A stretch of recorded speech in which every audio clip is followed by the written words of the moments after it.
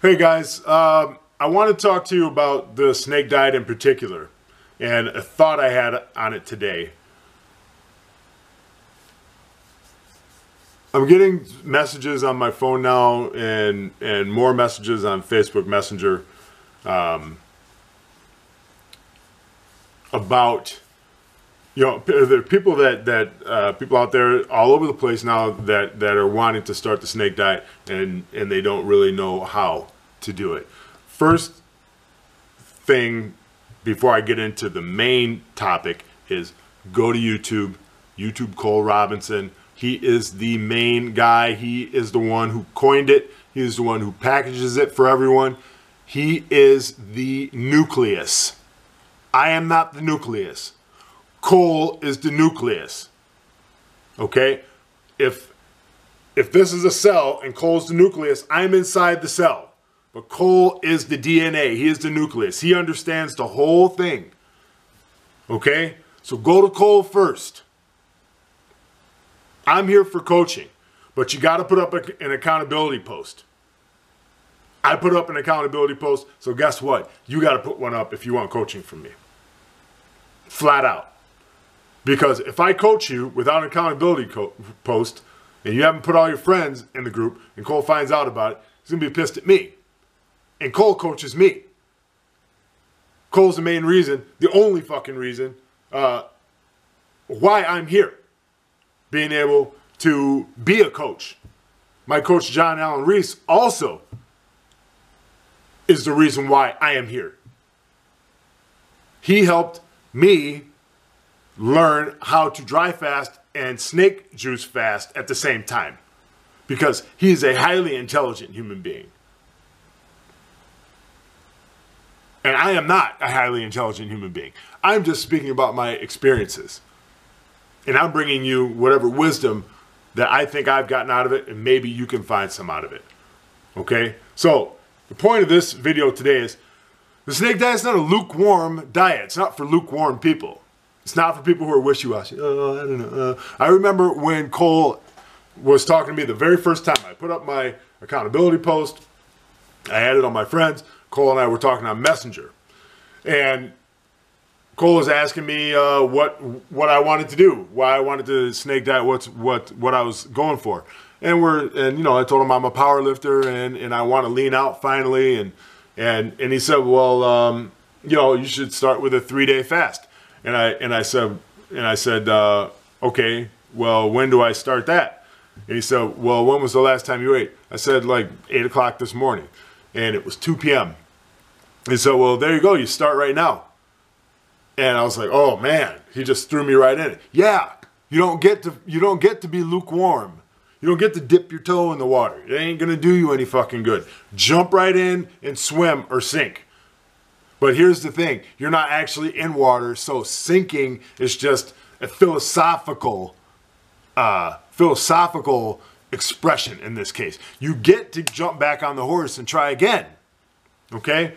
So this is not for lukewarm people. There are other ways to lose fat. This is the best way. And the fastest way. Because you're not eating food. You're producing ketones. Again, do the research. Look it up. Google it. Write down and get a piece of paper. Or click your phone on. Make mental notes. Make verbal notes. Take pictures with your phone. What is all this stuff that you don't know? You have to do the homework. There again, it's not lukewarm. It's not for lukewarm people. You need a scale. You need a tape measure for your waist. You need ketone strips. You need bleach for your container for you to piss in and test your urine so you don't get UTI infections. You need lemon juice. You need all the salts. You need all these things to help you get engaged into the process. Now, every time you eat something, there is a hormonal response. When you drink water, you gain weight because the water has weight. Ever lift a water balloon? It's got weight. Ever lift a gallon of water? A gallon of water weighs 8 pounds. If you drink a gallon of pop, You've drunk 8 pounds of liquid, but you've also drunk all that sugar and all that syrup that's going to turn into triglycerides and is going to put fat on you. Okay? Food, a bag of carrots. Look, take 3 carrots, half an onion, 10 sticks of asparagus, 3 cloves of garlic, 6 ounces of steak, and half a pineapple. Put that on a scale. That's going to bring you to about 3-4 pounds.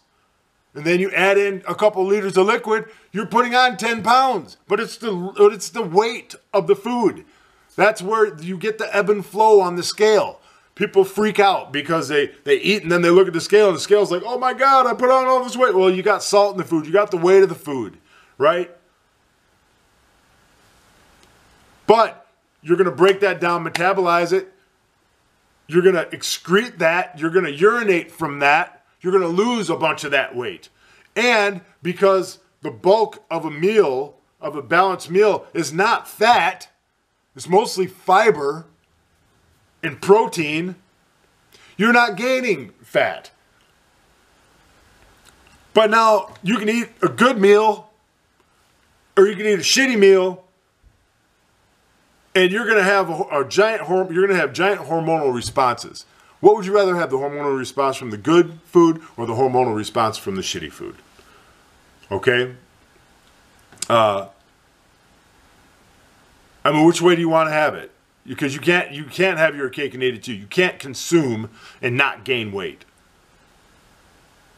But the question is it, how is the nutrition? Fuck calories. The nutrition is the most important thing.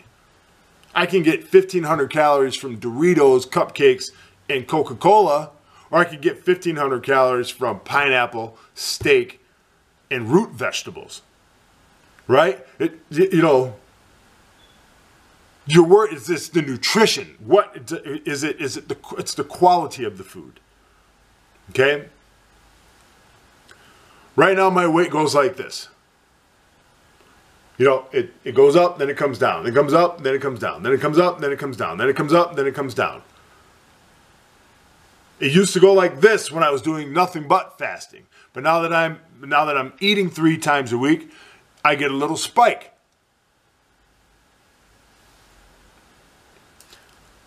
Throw in exercise. I throw in weight training. And yes, you need to weight train. You've been given muscles not to just walk around and blink your eyes. You've been given muscles to lift weights. It's a great invention, lifting weights. Go fucking try it. It will make you feel vigorous. It will make you feel like $1 million. You will get a rush from it. Literally a high from it. A clean high that you feel no shame about. Weight training. High intensity interval training. Look it up. HIIT. Find your holy grail of a meal. I found mine. It's a little bit of steak, 4 times the amount of vegetables, big chunk of fruit. About 1,000 calories. 3 times a week. And I feel great, man. I feel awesome.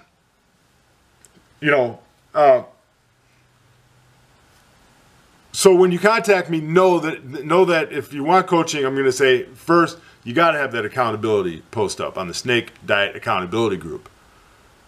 Okay? Because Cole is giving me help for free. For free. We talked a couple hours last night almost. Because we're both into powerlifting. But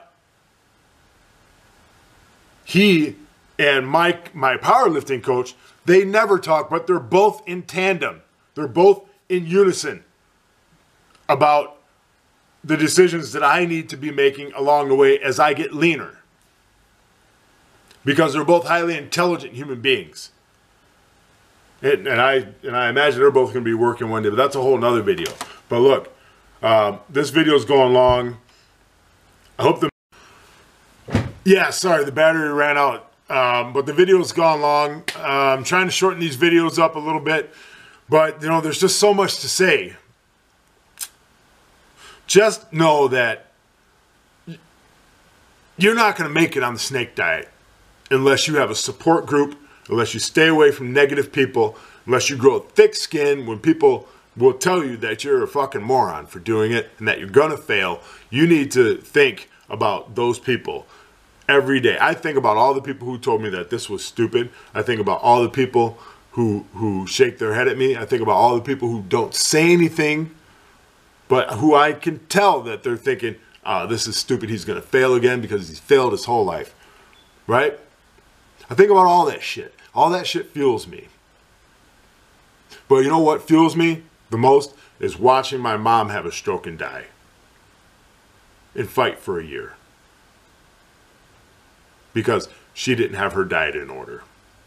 Watching my Aunt Ruby at the end of her life get half her body chopped the fuck off. Right? 3, 4 cousins died of heart attacks and from strokes.